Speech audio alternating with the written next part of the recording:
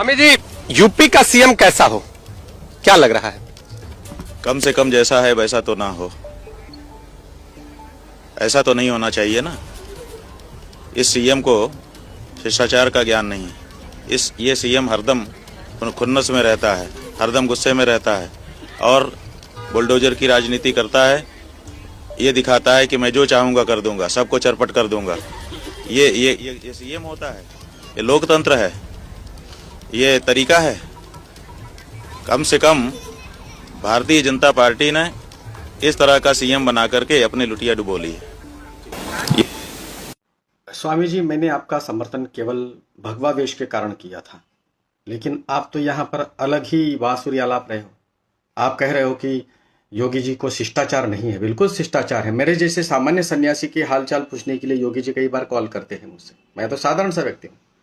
आपने कहा कि वो गुस्से में रहते, तो सच्चा बाल ब्रह्मचारी जो तपस्वी होता है वो हरदम गुस्से में ही रहता है और उनका गुस्सा देव देश धर्म के प्रति ही होता है, उसमें कोई स्वार्थ नहीं होता।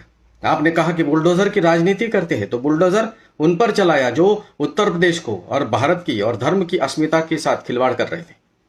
सामान्य व्यक्तियों के ऊपर कभी भी बुलडोजर उनका चला नहीं। और आप इतने बड़े ज्ञानी होकर के तू तड़ाक की भाषा से एक सूबे के सबसे बड़े मुख्यमंत्री को संबोधित कर रहे हो, धर्म के नेता होने के पश्चात भी, तो ये भी एक बड़ा आश्चर्य है। और आप कह रहे हो कि लोकतंत्र में इस प्रकार की घटना आपके साथ नहीं हुई, तो लोकतंत्र ही था तब जब राम सेवकों पर, रामकार सेवकों पर गोलियां चलाने वाले मुल्ला मुलायम सिंह ने कईयों की हत्या की और उन्हीं के बेटे अखिलेश ने आपको डंडे से कूटा था।